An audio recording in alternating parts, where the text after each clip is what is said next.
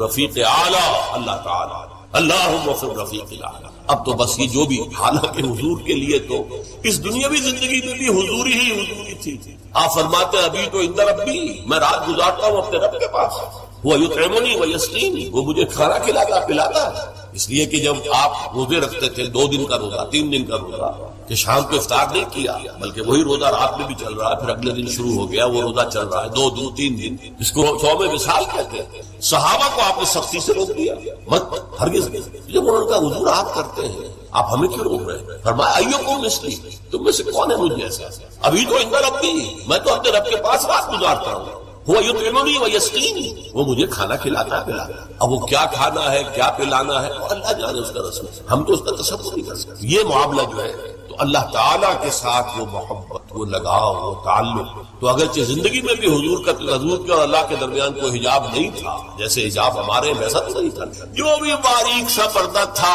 وہ بھی اب گوارا نہیں۔ اللہم فی الرفیق الاعلیٰ، اب تو اللہ تعالیٰ ہی سے جو رفیق ہے، بلند رفیق۔ اسی لیے کہا اقبال نے، نشان مرد مومن باتو گویم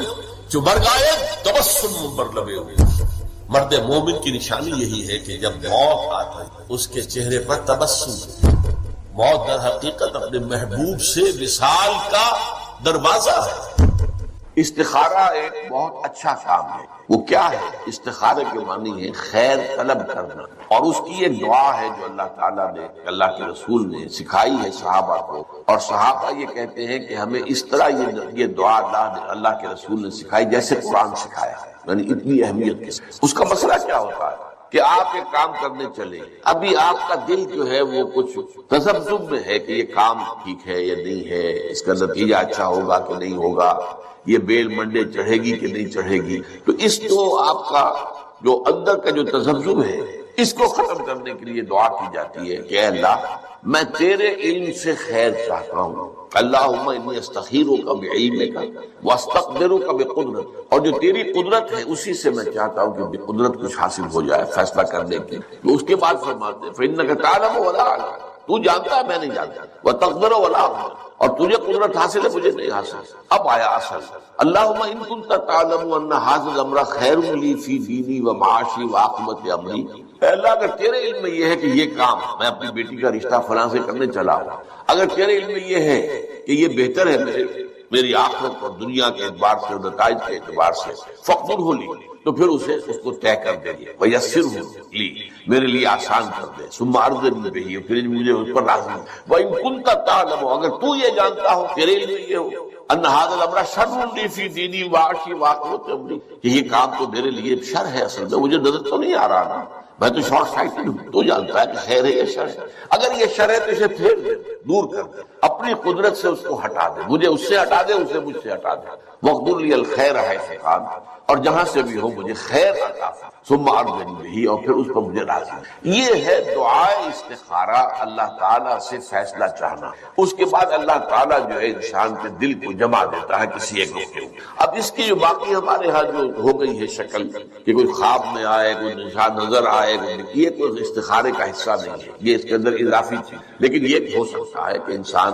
رات کو جو ہے 2 نفل نماز پڑھے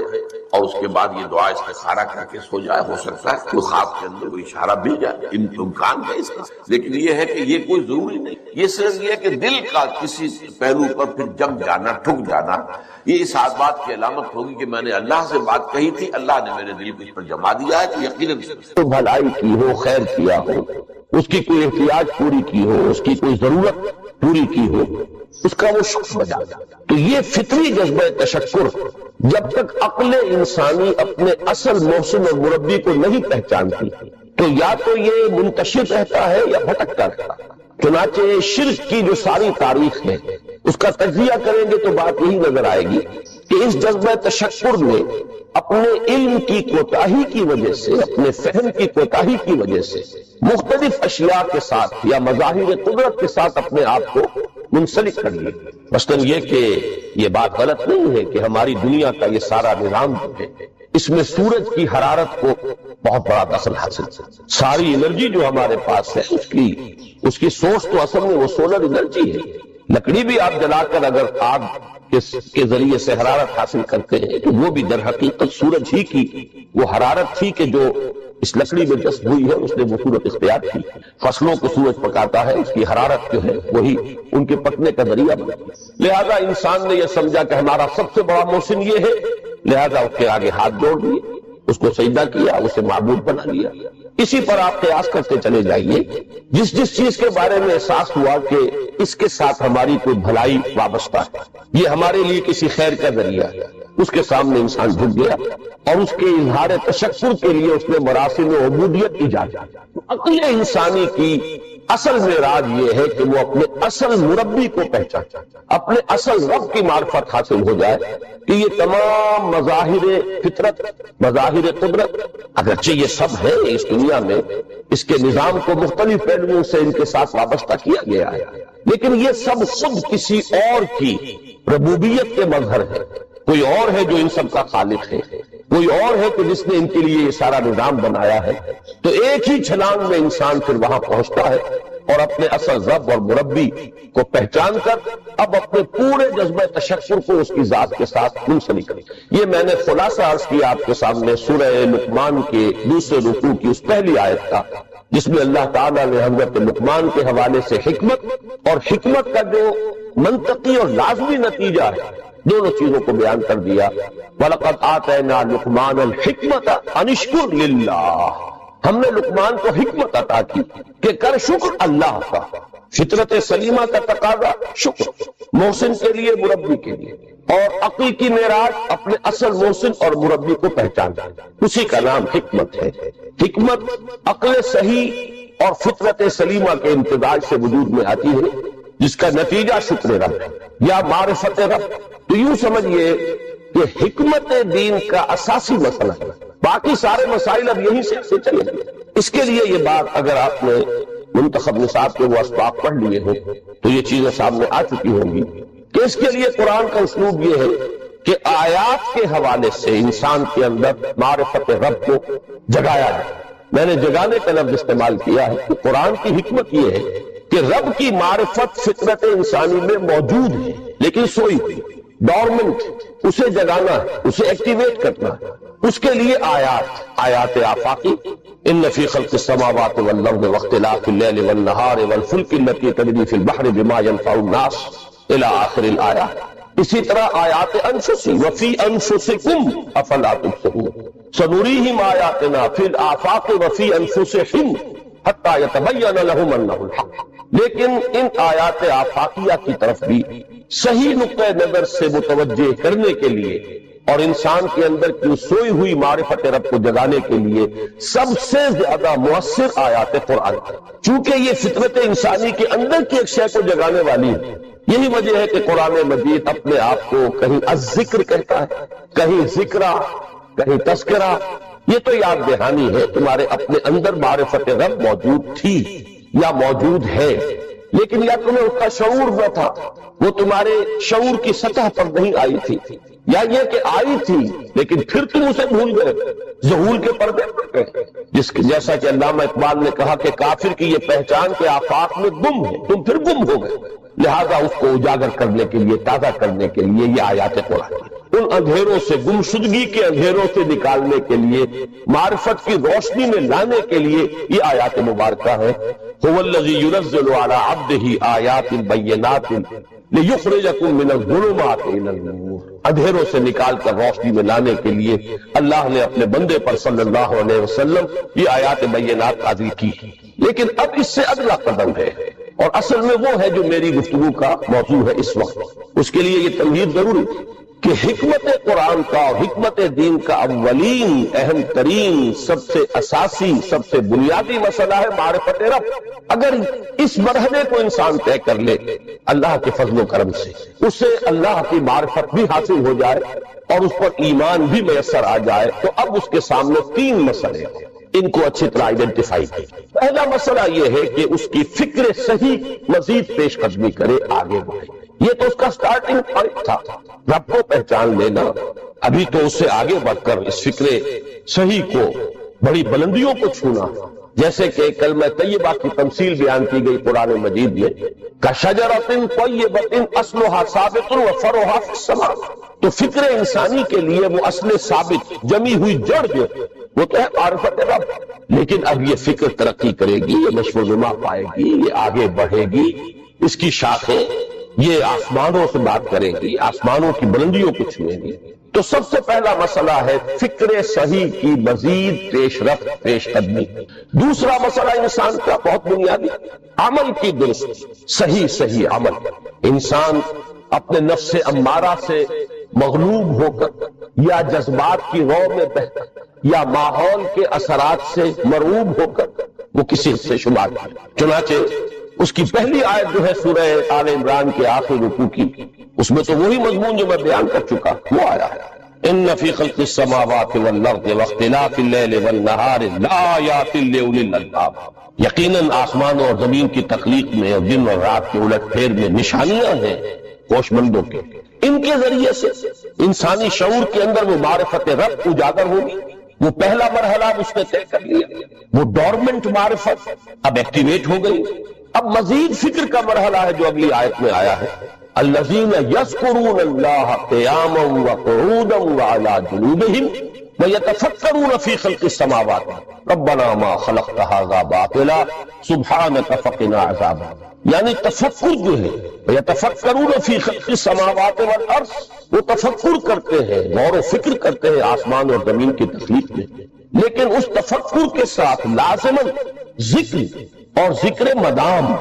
ذکر بھی وہ کہ جو مستقل ہو ہر حالت میں، الذین یذکرون اللہ قیاما وقعودا وعلی جنوبہم، وہ لوگ کہ جو اللہ کو یاد رکھتے ہیں، اللہ کا ذکر کرتے ہیں، کھڑے ہوئے بھی، بیٹھے ہوئے بھی، اور اپنے پہلوؤں کے بل یعنی لیٹے ہوئے۔ اب ان تین کے سوا تو کوئی پوزیشن انسان کی نہیں ہے، اسی کا نام ہے دوام ذکر، اور اس کے ساتھ اگر وہ تفکر کرتے ہیں تو ان کا فکر اگلی منزل تک پہنچتا ہے۔ میں اس پر زیادہ بحث اس وقت نہیں کروں گا، اس وقت میں نے چونکہ وہ تین باتیں بیان کی تھی، میں درجہ بدرجہ چاہتا ہوں کہ آگے بڑھوں اور ایک حد سے زیادہ کسی بھی مسئلے میں تجاوز نہ کروں۔ یہ جو بات سورہ آل عمران کی آخری رکوع کی اس دوسری آیت میں آئی ہے، اسی کو مولانا روم نے بیان کیا ہے بہت ہی سادہ لیکن بڑے پرمغز شعر میں، یہ قدر گفتین باقی فکر کن، فکر اگر جامد بہت ذکر کن، اس قدر تو ہم نے تمہیں بتا دیا، سمجھا دیا، یہ بات تو آ گئی تمہارے عقل میں، اب جاؤ خود غور کرو، مزید آگے پیش قدمی کرو۔ یہ قدر گفتین باقی فکر کن، فکر اگر جامد بہت رو ذکر کن، فکر میں جمود آ جائے، فکر سست پڑ جائے تو جاؤ پھر ذکر۔ تو یہ ذکر اور فکر گویا کہ گاڑی کے دو پہیے ہیں کہ جن سے فکر انسانی صحیح رخ پر آگے بڑھے۔ اگر یہ ذکر ساتھ نہیں رہے گا تو فکر انسانی کج ہو، تاثریا میر و دیوار کج، پھر وہ فکر جو ہے وہ بلندی کو کتنے ہی پہنچ جائے لیکن وہ ٹیڑھی بلندی ہوگی، وہ صراط مستقیم پر پیش قدمی کرنے والا فکر نہیں۔ اسی کو علامہ اقبال نے اپنے دو اشعار میں، کیونکہ انہوں نے مولانا روم کو اپنا پیر بھی تسلیم کیا ہے، مرشد رومی، تو یہ فکر جو ہے، یہ خیال جو مولانا روم نے پیش کیا، اسی کو علامہ اقبال نے دو اشعار میں میں سمجھتا ہوں کہ مزید شکوہ کے ساتھ مزید خوبصورت اور حسین انداز میں پیش کیا ہے۔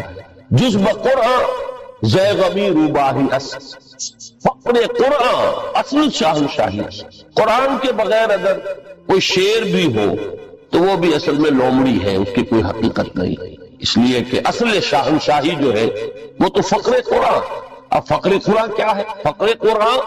اگر آپ لکھا ہوا دیکھیں گے اس کو تو اس کے آگے یہاں اب سوالیہ نشان آ جائے گا، فقر قرآن، یعنی سوچو فقر قرآن کیا ہے، اور جواب ہے اختلاط ذکر و فکر۔ فقر قرآن امتزاج سے وجود میں آتا ہے کہ اس میں ذکر بھی ہو فکر بھی ہو، اور فکر را کامل نہ دیدم جس میں ذکر، میں نے فکر کو کبھی بھی اپنی منزل مقصود تک پہنچتا ہوا نہیں پایا جب تک کہ اس کے ساتھ ذکر نہ۔ تو پہلی شے تھی فکر انسانی کی صحیح رخ پر مزید پیش قدمی اور پیش رفت، اور اس کے لیے لازم ہے ذکر و فکر کا امتزاج۔ دوسری چیز کو لیجئے عمل کی درستی۔ اس عمل کی درستی کے لیے اللہ تعالیٰ کے ساتھ ایک گہرے تعلق، اس لیے کہ صبر کی بحث میں یہ مضامین شاید آپ کے سامنے آ گئے ہیں کہ صبر جہاں مصیبت پر صبر ہوتا ہے، تکلیف پر صبر ہوتا ہے، اللہ کے احکام پر جمنا یہ بھی صبر ہے، نفس کی خواہشات کی بات کو تھام کر رکھنا، کھینچ کر رکھنا یہ بھی صبر ہے، اور استقامت کسی شے پر قائم رہنا یہ بھی صبر ہے۔ تو عمل صحیح پر استقامت کے لیے وَاصْبِرْ وَمَا صَبْرُكَ إِلَّا بِاللَّهِ، اس صبر کی سب سے اہم جو بنیاد ہے، اس کا جو سب سے بڑا ذریعہ ہے، اس کا جو سب سے بڑا سہارا، وَمَا صَبْرُكَ إِلَّا بِاللَّهِ، اس کے لیے ضرورت ہے ایک گہرے تعلق کی کہ اللہ کے ساتھ ایک ایسا تعلق برقرار رہے جو نہ صرف گہرا ہو بلکہ دائم و قائم مسلسل۔ ذرا ذہول ہوگا تعلق میں اللہ میں ذرا کمی آئے گی، شیطان کا وار کاری ہو جائے گا۔ اسی کو حضور نے حدیث میں یوں تعبیر کیا ہے تمثیلاً کہ جو دل اللہ کی یاد سے غافل ہے اس پر، فارسی کا وہ مقولہ بھی ہے کہ خانہ خالی را دیو میں گیرا، گھر خالی رہے تو جنات اس پر دیو جو ہے آ کر قبضہ جما لیتے ہیں۔ تو خانہ قلب جو ہے اگر یاد خدا بندی سے خالی ہو گیا تو شیطان ابلیس لعین اپنی تھوتنی ٹکا دیتا ہے۔ یہ لفظ آتا ہے سور کے منہ کے لیے تھوتنی، جس طرح اس کا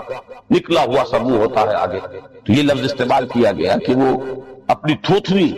انسان کے دل پر جما کر اور پھوکے مارنی شروع کر دیتا ہے۔ تو شیطان کو موقع ہی کم ملتا ہے جب انسان کے تعلق مع اللہ کے اندر کمی، وہ خانہ بالکل خالی ہو گیا ہو یا اتنا ضعیف ہو گیا ہو کہ کل عدم ہو یا کہ نہیں۔ تیسری چیز کی طرف آئیے، روحانی ترقی۔ روحانی ترقی کے لیے میں ایک اصطلاح کے سامنے لا رہا ہوں، اس سے مراد کیا ہے؟ روحانی ترقی کے لیے ہماری دینی اصطلاح ہے تقرب الی اللہ، اللہ سے قریب تر ہوتے چلے جائیں۔ اس پر میرا ایک کتاب بھی ہے، تقرب الی اللہ کے دو مدارج، دو درجے، جو در حقیقت ایک حدیث نبوی علیہ الصلوۃ والسلام ہی پر مبنی ہے کہ حضور نے ایک درجہ قرار دیا ہے تقرب بالفرائض، فرائض کے ذریعے سے انسان اللہ کے قرب حاصل کرے۔ ایک ہے تقرب بالنوافل، نوافل کے ذریعے سے اللہ کا قرب حاصل کرے۔ ان میں کیا نسبت و تناسب ہے، اہمیت کے اعتبار سے کون بڑھ کر ہے، بلندی کے اعتبار سے کون بڑھ کر ہے، یہ تمام مسائل میں نے اپنی اس تقریر میں بیان کیے تھے جو اس کتاب کے میں شائع ہوئی ہے۔ اس وقت میں اس کی تفصیل میں نہیں جا رہا، صرف یہ تذکرہ اس لیے کر رہا ہوں کہ جن کو بھی خواہش ہو جائے اس کا مطالعہ کرے۔ ہماری اس وقت کی گفتگو سے وہ کتاب کیا اس جگہ پر منسلک ہوگا۔ تو تقرب الی اللہ، یہ تقرب کوئی فزیکل فینومینن نہیں ہے، جسمانی یا مادی مسئلہ نہیں ہے۔ اللہ سے قرب یہ نہیں ہے کہ کوئی کروڑوں میل کا فاصلہ ہے، اب ہمیں وہ رسی پر چڑھنا ہے اوپر بڑی محنت اور مشقت سے، فصل تو ہے ہی نہیں، فاصلہ ہے ہی نہیں، بود ہے ہی نہیں۔ نحن اقرب الیہ من حبل الورید، ہم تو انسان سے اس کی شہرگ سے بھی زیادہ قریب۔ ہوا معکم اینما کنتم، وہ تو تمہارے ساتھ ہی ہوتا ہے جہاں کہیں بھی تم ہو، بس صرف یہ کہ تمہاری توجہ نہیں ہوتی، تم اور چیزوں میں مشغول و مصروف رہتے ہو، تم ہماری طرف دھیان ہی نہیں دیتے، تم ہماری طرف متوجہ ہی نہیں ہوتے۔ ہم تو مائل بے کرم ہے، کوئی سائل ہی نہیں، راہ دکھلائے کسی رہنما منزل ہی نہیں۔ انسان جب متوجہ ہو جاتا ہے اور بڑھتا ہے، آگے پیش قدمی کرتا ہے روحانی اعتبار سے، تو یہ ہے در حقیقت تقرب الی اللہ، اور اسی کو ہم کہیں گے روحانی ترقی۔ اب ان تین چیزوں کو اگر آپ نے ذہن میں جما لیا، پھر میری بات کی ترتیب اس کو ذہن میں قائم کیجئے۔ ہم چلے کہاں سے کہ دین کے ساتھ اصل مناسبت فلسفے کی نہیں، حکمت کی۔ نمبر 2، حکمت قرآنی کا پہلا اور اہم ترین اور بنیادی مسئلہ معرفت رب کا حصول، اس کا نتیجہ شکر خدا، اس کا ذریعہ آیات آفاقی، آیات انفسی، اور سب سے بڑھ کر آیات قرآنیہ جو الذکر، جو تذکرہ ہے، جو ذکر ہے۔ لیکن اس پہلے مرحلے کو اگر کوئی انسان بفضل ہی تعالی، اللہ کے فضل و کرم سے طے کر لے، اب اس کے سامنے تین فکر کی مزید پیش رفت، مزید پیش قدمی صحیح رخ پر، اس کے لیے ذکر اور فکر دونوں کا امتزاج، فقر قرآن اختلاط ذکر و فکر۔ الذین یذکرون اللہ قیاما وقعودا وعلی جنوبہم ویتفکرون فی خلق السماوات۔ دوسری شے عمل کا درست رہنا، نہ افراط و تفریط ہو، عدم توازن ہو، نہ انسان نفس سے مغلوب ہو جائے، نہ انسان جذبات کی رو میں اندھا ہو جائے، نہ انسان ماحول سے مرعوب ہو کر متاثر، صحیح رخ پر اس کا عمل۔ نمبر 3، روحانی ترقی، جو اصل حاصل، جو اصل مقصود، نمبر 2 چیز کے لیے تعلق مع اللہ ضروری، نمبر 3 کے لیے تقرب الی اللہ۔ اب غور کیجئے، ان تینوں چیزوں کا بڑا گہرا تعلق ہے نماز، ان تینوں کے لیے ستون کی حیثیت نماز۔ لہذا ایمان کے بعد یا معرفت رب کے بعد حکمت دین کا اہم ترین مسئلہ نماز، صلاۃ، اس لیے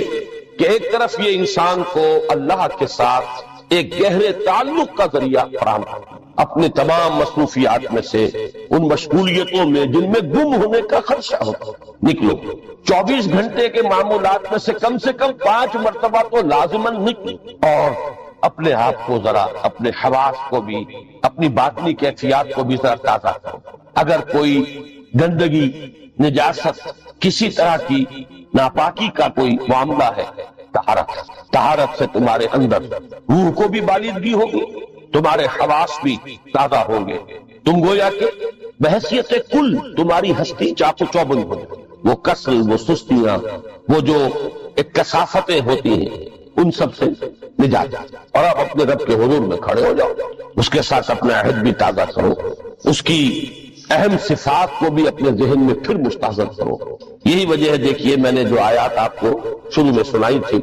سورہ لقمان کی 2 آیت، پہلی آیت میں اس کا ترجمہ کر چکا، دوسری آیت وَلَقَدْ وَإِذْ قَالَ لُقْمَانُ لِابْنِهِ وَهُوَ يَعِظُهُ يَا بُنَيَّ لَا تُشْرِكْ بِاللَّهِ إِنَّ الشِّرْكَ لَظُلْمٌ عَظِيمٌ۔ اس کے بعد درمیان میں کچھ مضمون آ کر پھر وہ آیت مبارکہ آئی، یا بنی اقم الصلاۃ وامر بالمعروف وانہی عن المنکر واصبر علی ما اصابک۔ گویا کہ اہم ترین چیز، بنیادی ترین چیز، اللہ کو محض پہچان لینا کافی نہیں ہے، یاد رکھنا ضروری ہے۔ اللہ یاد رہے گا تو فکر صحیح آگے بڑھے، اللہ یاد رہے گا اور اس کے ساتھ ایک گہرا تعلق جو ہے برقرار رہے گا تو عمل درست ہے۔ بالکل یہی بات سورہ طٰہٰ میں جو پہلی وحی حضرت موسیٰ علیہ السلام پر ہوئی، اور پہلا مخاطبہ ہے، کیونکہ حضرت موسیٰ کو یہ انبیاء کرام کے مقدس گروہ میں ایک امتیازی حیثیت حاصل ہے کہ ان سے براہ راست گفتگو ہوئی ہے، اگرچہ صرف ایک پردہ تھا اور من ورائے حجاب گفتگو ہوئی ہے، لیکن یہ کہ کوئی فرشتے کا درمیانی جو ہے وہ لنک نہیں تھا، براہ راست اللہ تعالیٰ نے حضرت موسیٰ علیہ السلام سے کلام فرمایا، کلم اللہ موسیٰ تکلیما،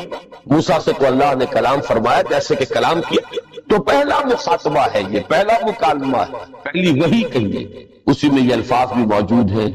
اننی انا اللہ لا الہ الا انا فاعبدنی وَأَقِمِ الصَّلَاةَ لِذِكْرِي۔ یہ گویا کہ حکمت قرآنی کا ایک بہت بڑا خزانہ ہے یہ آیت، کہ خود حضرت موسیٰ علیہ السلام کو جو ہدایت دی جا رہی ہے، میں ہوں، میں اللہ، اننی انا اللہ لا الہ الا انا، میرے سوا کوئی معبود نہیں، فاعبدنی، بس میری بندگی، میری عبادت، میری پرستش، میری محبت، اس کو اختیار کر۔ وَأَقِمِ الصَّلَاةَ لِذِكْرِي، اور نماز کو قائم رکھو میری یاد۔ بلکہ اسی سلسلہ کلام میں آگے چل کر سورہ طٰہٰ میں آتا ہے، کافی گفت و شنید کے بعد جب حضرت موسیٰ نے کچھ معذرت بھی کی، کچھ دعائیں بھی کی، اللہ نے ایک دعا قبول بھی کی کہ ان کے بھائی کو بھی شریک کر دیا، حضرت ہارون کو بھی۔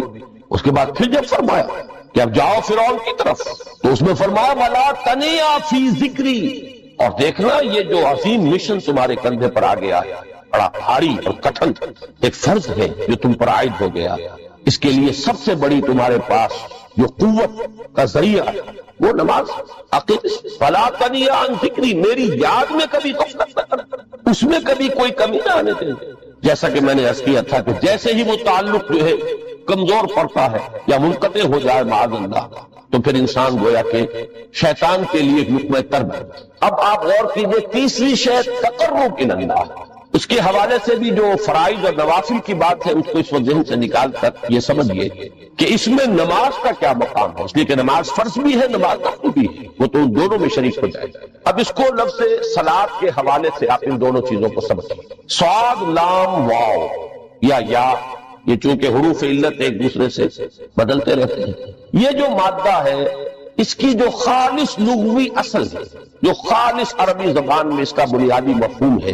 وہ آگ جلانا یا آگ تاپنا یا آگ سینکنا، حرارت حاصل، لہذا بار بار آتا ہے جہنم کے ذکر میں، اصلوہا، اب جلو اس میں، تاپو اس کو، یہ سینکے گی تمہیں۔ بلکہ تفتلون کا لفظ آیا ہے حضرت موسیٰ کے کلام میں، جب وہ گئے تھے کوہ طور پر، جب پہنچ گئے تو تھے آگ کی تلاش میں، لعلکم تفتلون، تو اپنے اہل خانہ سے یہی کہا تھا کہ مجھے کہیں وہ روشنی نظر آ رہی ہے، غالباً کوئی وہاں سے آگ مل سکے گی، ورنہ یہ کہ کوئی رہنمائی کو رستہ مجھے مل سکے گا، میں وہ آگ لے آؤں گا، کوئی چنگاری وہاں سے لے آؤں، لعلکم تفتلون، تاکہ تم، اب یہ اصطلاح در حقیقت باب افتعال ہے، اور یہ تے یہاں پر توئے کی شکل اختیار کر گئی، تا نے توبن کی صورت اختیار کی، سواد کی وجہ سے۔ بہرحال اس کا سب سے بنیادی مفہوم جو ہے وہ ہے تاپنا، سکائی حاصل کرنا، حرارت۔ اس کے حوالے سے سمجھ لیجئے کہ سب سے بنیادی تعلق اس کا جو ہے وہ روح کے ساتھ۔ روح میں محبت خداوندی کی آگ اگر ٹھنڈی پڑ گئی، اگر محبت خداوندی کی حرارت میں کمی ہو گئی، تو اس کو اثر نو، جس کو کہ میں آج سوچ رہا تھا تو ایک لفظ ذہن میں آیا کہ جیسے بیٹری اس کو ریچارج کیا جاتا ہے، اسی طریقے سے روح کے اندر محبت خداوندی کی اس حرارت کو اثر نو پیدا کرنا، یہ ہے در حقیقت نماز کا اصل۔ اس لیے کہ اس لفظ کا بنیادی مفہوم، اصل لغوی مفہوم یہ، اگرچہ اس کا سب سے زیادہ کثرت سے جو استعمال ہوتا ہے، اور لفظ صلاۃ جس سے در حقیقت جس تصور پر مبنی ہے وہ ہے اقدام، کسی کی طرف متوجہ ہونا اور پھر دعا۔ صلاۃ کا سب سے قریبی مفہوم لفظی جب بیان کیا جائے گا، اس سے مراد، اس کے معنی، تو دعا اس میں اہم ترین ہے۔ کسی کی طرف توجہ کرنا، مناجات کرنا، گفتگو کرنا، مخاطبہ، مکالمہ، دعا، یہ در حقیقت صلاۃ کا سب سے بڑا اصطلاحی مفہوم ہے۔ لیکن جو اس کا مادہ ہے، صاد لام واو یا صاد لام یا، اس کا اصل مفہوم جو ہے وہ تاپنا، حرارت حاصل کرنا۔ تو ان دونوں کے حوالے سے وہ تاپنا اور حرارت حاصل کرنا وہ ہے روح کے اعتبار سے۔ وہ جو کہا اقبال نے کہ مجھے عشق کی آگ اندھیر ہے، مسلمان نہیں راستہ ڈھیر۔ یہ عشق کی آگ جب بجھ جاتی ہے، در حقیقت یہی تو انسان کی روحانی موت ہے۔ یہ اب یہ نہ رہے تو چاہے منطق میں بہت انسان ماہر ہو، مجھے اقبال کا ایک شعر یاد آیا تقابل کرتے ہوئے، ایک انسان محکوم اور ایک انسان حر، آزاد انسان، ان کی نفسیات میں جو بنیادی فرق علامہ اقبال نے مختلف مواقع پر بیان کیے ہیں۔ محکوم ہے بیگانہ اخلاص و مروت، ہر چند کے منطق کی دلیلوں میں ہے چالاک، تو منطق کی دلیلوں میں انسان چالاک ہو جائے اور وہ لغت ہائے حجازی کا وہ ایک خزانہ بن، اسے تمام الفاظ کے معنی یاد ہو، وہ بڑے مسائل فقہ کے اسے ازبر ہو، جزیات بے انتہا جزیات جو ہے وہ مستحضر ہو، فلسفے کے بڑے بڑے مسئلے اس نے حل کر لیے ہیں، لیکن اگر روح میں وہ اللہ کی محبت کی آگ نہیں ہے، وہ تپش نہیں ہے، مجھے عشق کی آگ اندھیر ہے، مسلمان نہیں راستہ ہے۔ اسی کے حوالے سے آج مجھے یاد آیا تھا کہ وہ جو بڑی سادہ سی ایک نظم ہے، اللہ تعالیٰ سے دعا، یا رب دل مسلم کو وہ زندہ تمنا دے، اس میں بھی جو الفاظ آئے جو روح کو گرما دے اور قلب کو ترک، یہ ہے اصل جو مقصود ہے نماز۔ اور یہی وہ چیزیں جیسا کہ میں نے عرض کیا تھا کہ نگاہوں سے یہ پہلو سامنے ہے ہی نہیں، دوسرا پہلو سامنے ہے اور وہ بھی میرے نزدیک بہت اہم ہے، بہت بنیادی ہے، اس میں کوئی شک نہیں، لیکن یہ ہے بلند ترین مطلب کہ تقرب الی اللہ، اس کے لیے در حقیقت یہ کس لیے درکار ہے؟ روح کے اندر عشق کی حرارت اور گرمی تازہ۔ بسا اوقات یہ اندر دب جاتی ہے، جیسے انگارہ ہوتا ہے آگ کا، اس کے اوپر خاک اور راکھ آ جاتی ہے، اندر کچھ ہوتی ہے، آگ دبی ہوئی سمجھ، آگ بجھی ہوئی نہ جان، اس دبی ہوئی آگ کو پھر ایک شعلہ بنانا، پھر اس کے اندر ایک حیات تازہ پیدا کرنا، یہ ہے نماز کا اہم ترین اور بلند ترین مقصد۔ لیکن اس کے ساتھ ہی اس نماز میں ذکر ہونا، اس کا یہ ذکر ہے، اور ذکر کی جب میں فہرست بیان کیا کرتا ہوں بہت سے حضرات کے سامنے ہوگا کہ ذکر کا در حقیقت مفہوم ہے استحضار اللہ فی القلب۔ ہمارے ہاں غلطی سے جو ذرائع ذکر ہے انہیں ذکر قرار دے دیا، نماز ذکر نہیں ہے، نماز ذکر کا ذریعہ، اقیم الصلاۃ لذکری، نماز قائم کرو میرے ذکر کے لیے۔ یہ اللہ اللہ کہنا یا ادعیہ معصورہ جو حضور صلی اللہ علیہ وسلم کی مشہور دعائیں ہیں، انہیں اپنے تمام معمولات دنیاوی کے ساتھ ساتھ ان دعاؤں کو بھی انسان پڑھتا رہے، اللہ سے دعا کرتا رہے، یہ تمام ذرائع ذکر۔ سبحان اللہ الحمدللہ الحمدللہ، اس کا آپ ورد کیجئے، یہ بھی ذریعہ ہے ذکر۔ حقیقت میں ذکر ہے استحضار اللہ فی القلب، اللہ کو دل میں لے آنا، اللہ کو دل میں حاضر کر لینا، اصل میں تو ترجمہ ہوگا لیکن حاضر جاننا، یہ کیفیت جو ہے انسان کا حاصل ہے۔ اب اس کے حوالے سے ذرا بات سمجھیے کہ ایک تو میں عرض کر چکا ہوں مجسم ذکر تو قرآن، لہذا ذکر کی فہرست جب آپ کریں گے ذرائع